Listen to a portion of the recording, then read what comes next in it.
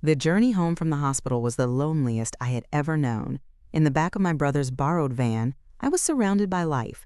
7 tiny, perfect lives. My daughters.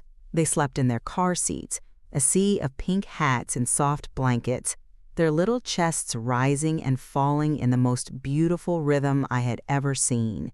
My body ached, a deep, profound exhaustion from the marathon of their birth, but my heart was a supernova of love. NWE pulled up to the house, our house, the home I had spent months preparing, the nursery I had painted with my own hands, the life I had built with my husband Daniel. But as my brother helped me unbuckle the first carrier, I saw him.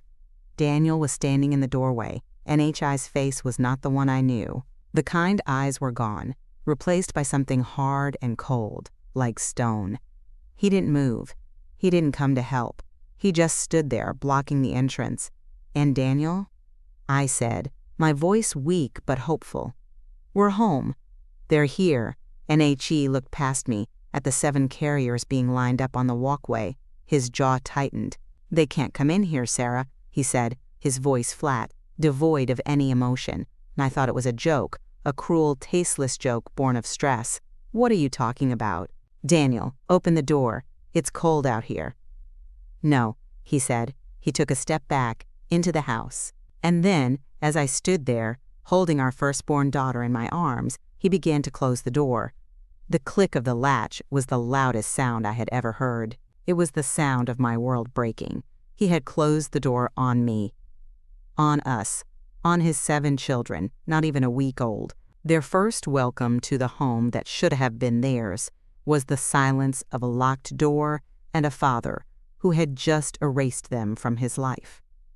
This is the story of how my husband tried to throw us away like we were nothing, and how I built a fortress for my daughters from the rubble of his betrayal, brick by painful brick. If you believe a mother's love can conquer anything, hit that like button and subscribe.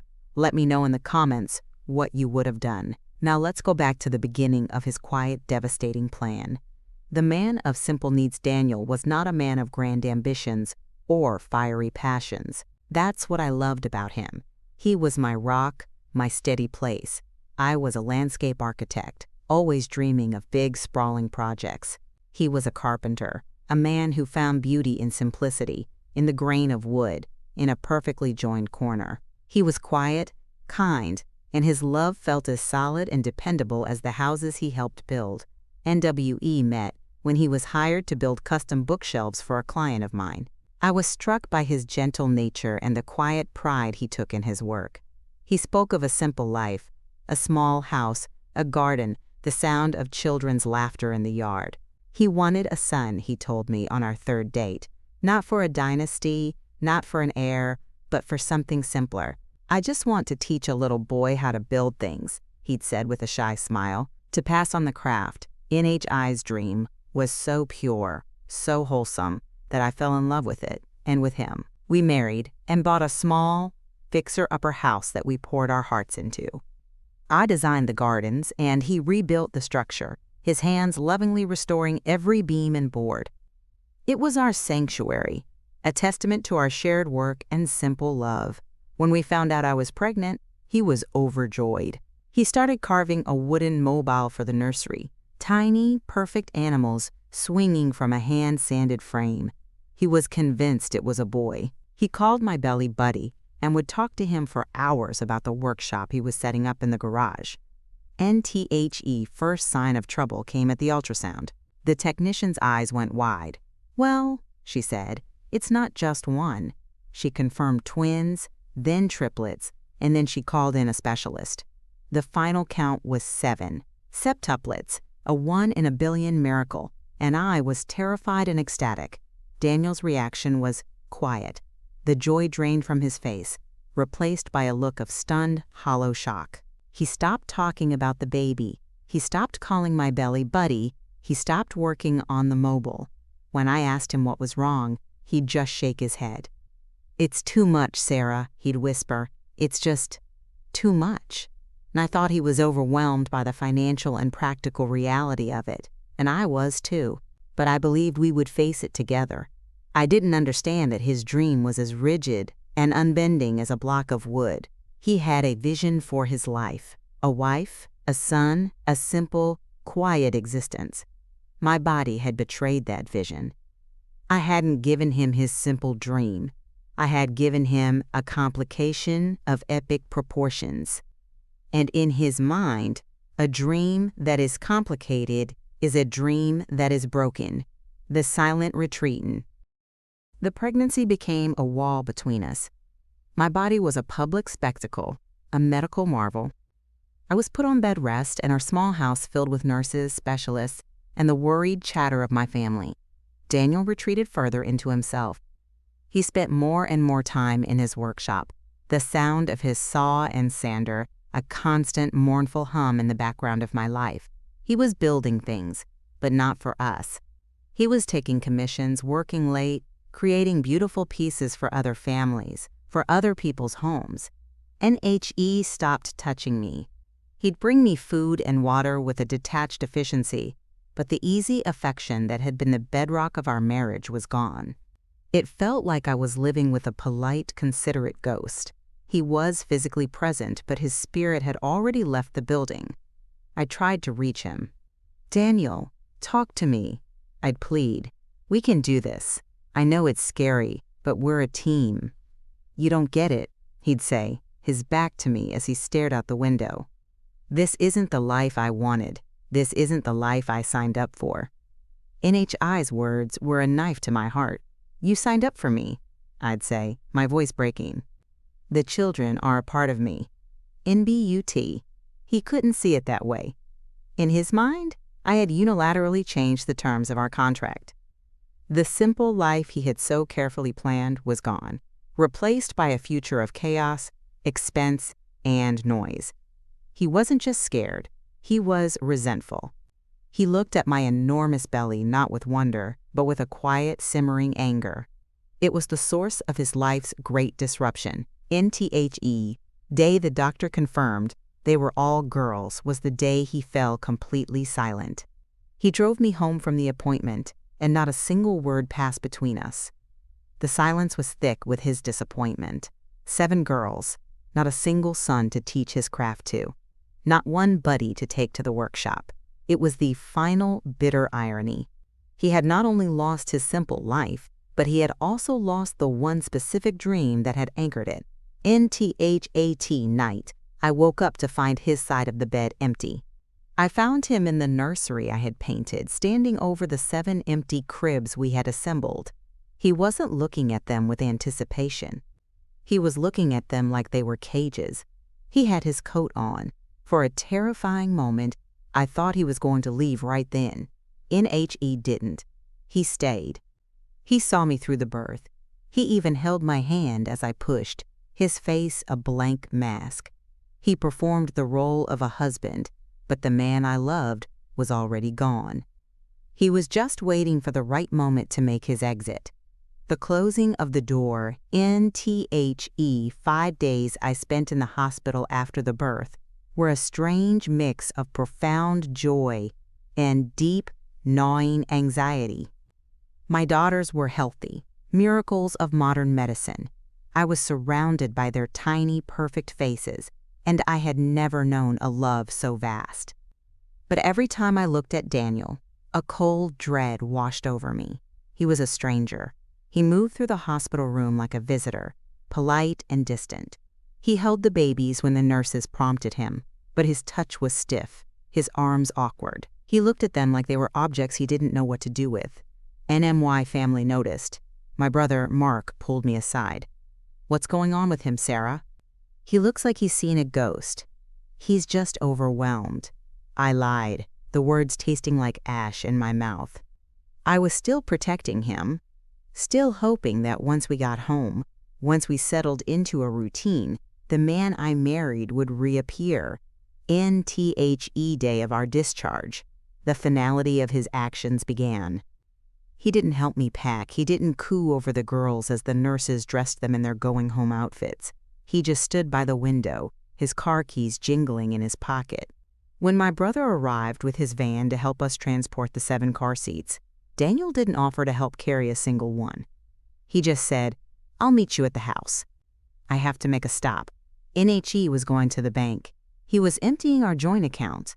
He was cutting the last financial tie that bound us together.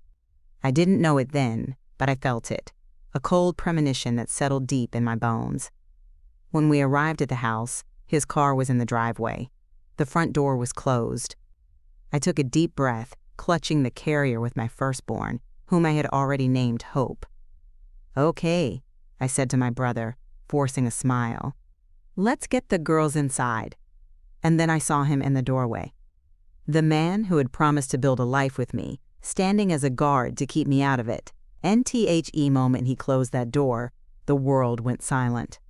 The sounds of the street, my brother's shocked gasp, my own breathing, it all faded away. All I could hear was the click of the lock. It was a sound of absolute finality.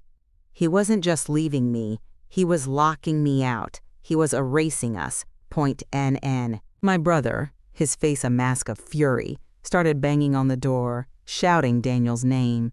But I knew it was useless. I looked down at the 7 carriers on the sidewalk, 7 perfect, innocent lives. Their first welcome home was a wall of wood and a father's silent, absolute rejection. My tears started to fall, hot and fast, but I didn't make a sound. My grief was as silent as his cruelty. In that moment, standing on the curb, I was homeless, heartbroken, and the mother of 7 daughters who had no one in the world but me.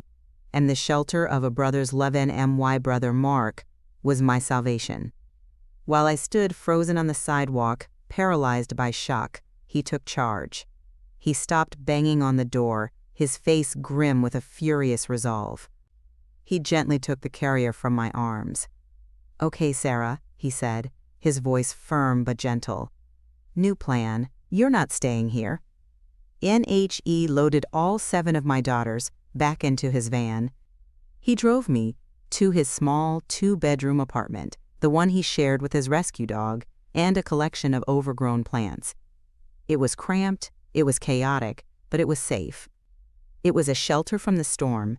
NTHAT, first night, we turned his living room into a makeshift nursery.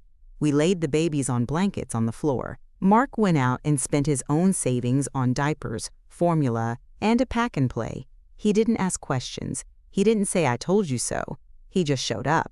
He held crying babies. He made me tea, and he sat with me in the darkness as I stared into space, my mind replaying the sound of that closing door over and over again. NTHE. Next day, the full scope of Daniel's betrayal became clear. I discovered the empty bank account.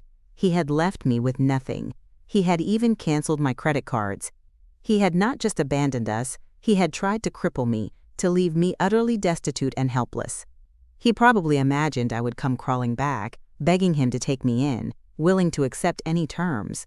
NHI's cruelty had the opposite effect. It cauterized my grief. The sorrow was still there, a vast, empty ocean inside me. But the shock and the pain were forged into something new. A cold, diamond-hard determination. He wanted to break me. I would not break. He wanted me to fail. I would not fail. I had 7 reasons to live, to fight, to succeed. NMY brother became my business partner. My family rallied around me, creating a schedule to help with the babies, a network of love and support that Daniel had never imagined I possessed. He had isolated me, but in leaving, he had inadvertently set me free to reconnect with the people who truly loved me. NMY old life was gone. My home was gone. My husband was gone. But as I looked at my 7 daughters, I knew what I had to do. Daniel was a builder. He had built our home, and he had built the walls that now kept us out. Fine. I was a builder too. I was a landscape architect. I knew how to take a barren piece of land and make it beautiful. I would build a new life, a new world for my girls, and I would make it so magnificent that the memory of his small, simple life would be nothing but a speck of dust. The blueprint for a new world in Daniel thought he had taken everything, but he had left me my most valuable asset, my mind. He had left me my skills, my creativity, and my professional license.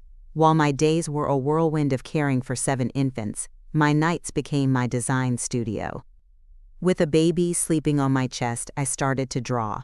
I wasn't designing gardens for wealthy clients anymore. I was designing my own future. I started a small, one-woman landscape architecture firm from my brother's dining room table. I called it 7 Sisters Landscapes. I used my family and friends, networks, to get my first small jobs, a backyard patio, a community garden. I poured every ounce of my creativity and professionalism into each one. My work was my therapy and my lifeline. NMY brother was my rock. He managed the business side, handling the invoicing and scheduling while I designed and met with clients. He also became the father my daughters needed, a towering, gentle figure who could soothe a crying baby with a single touch. NMY Big Break came from a place I never expected. A local news station ran a small human interest story about a mother of septuplets starting her own business. The story was sympathetic, focusing on my resilience. It didn't mention Daniel by name, but it painted a clear picture of a mother abandoned and fighting back. The story was seen by a woman named Eleanor Vance, a wealthy, widowed philanthropist known for funding projects that empowered women. She had a massive, neglected estate, and she was looking for a visionary to transform its grounds into a public botanical garden. She invited me for a meeting, and I went with my portfolio and my heart in my throat. I didn't just show her designs, I told her my story. I told her about my vision of creating spaces that were not just beautiful, but healing. I spoke of creating a garden that would be a sanctuary for families, for women, for anyone who needed a place of peace. Eleanor listened, her sharp eyes studying me. When I was finished, she didn't talk about budgets or timelines. She said, "A man who closes a door on his children has no idea what kind of woman he has unleashed. The project is yours." NTHAT project, the Vance Botanical Gardens, became my masterpiece. It was more than a job. It was the physical manifestation of my survival. I poured all my pain, my love, and my hope into its design. It would be the foundation of my new world. The Garden of Justice, NTHE, Vance Botanical Gardens project, took 2 years to complete. It was the hardest and most rewarding work of my life. My company grew. I hired other single mothers, creating a flexible, supportive work environment. 7 Sisters Landscapes became a local success story, a symbol of female resilience. My daughters grew from infants to toddlers on the grounds of that garden, taking their first steps on the lawns I had designed. Daniel, I heard through the grapevine, was not doing well. His quiet, simple life had been poisoned by his own actions. The story of what he had done had spread through our small town. Clients at his carpentry business dried up. People would cross the street to avoid him. The house he had so lovingly restored became his prison. The silence inside a constant reminder of the family he had thrown away. He had closed the door on us, but in doing so, he had locked himself inside a fortress of his own shame. NTHE grand opening of the Vance Botanical Gardens was a huge event. The governor was there. The press was there. Eleanor Vance insisted that I be the one to give the keynote speech, and I stood at the podium, looking out at a sea of faces, my 7 beautiful, healthy 2-year-old daughters sitting in the front row with my brother. I spoke about the power of nature to heal, the importance of community, and the resilience of the human spirit. And then I saw him. Daniel was standing at the very back of the crowd, behind a large oak tree, his face pale and thin. He looked older, broken. He was watching me, watching the life I had built without him, the success I had created from the ashes of the life he had destroyed. He was looking at the 7 beautiful daughters he didn't know, who were laughing and playing, completely unaware of the ghost at the edge of their celebration, and our eyes met across the crowd. In his gaze, I saw it all, the regret, the shame, the pathetic, lonely misery of the life he had chosen. He had wanted a simple life, and he had ended up with an empty one. He had wanted to be a builder, and he had become a destroyer. I didn't feel anger. I didn't feel hatred. I felt nothing but a distant clinical pity. He was irrelevant. He was a stranger at the edge of my beautiful, thriving world. I gave a small, almost imperceptible shake of my head, a final, silent dismissal. Then I turned my attention back to my daughters, to my speech, to my future. The door was closed, Anna world in bloom. Today, my world is in full bloom. Seven Sisters Landscapes is one of the most respected firms in the state. I specialize in creating public parks and therapeutic gardens, spaces designed to bring peace and healing to others. My work has meaning. It has purpose. NMY daughters are my greatest joy. They are 7 distinct, wonderful personalities: the artist, the scientist, the comedian, the leader, the dreamer, the athlete, and the quiet observer. They are growing up in a home filled with love, laughter, and the unwavering support of their uncle and grandparents. They are happy and whole. Daniel eventually sold the house and left town. I heard he moved somewhere remote, seeking an anonymity he could no longer find in the place he'd once called home. He tried to send money once, a cashier's check mailed to my office with no note. I tore it up. We didn't need his money. We had never needed it. We needed a father, and that was the one thing he was incapable of being.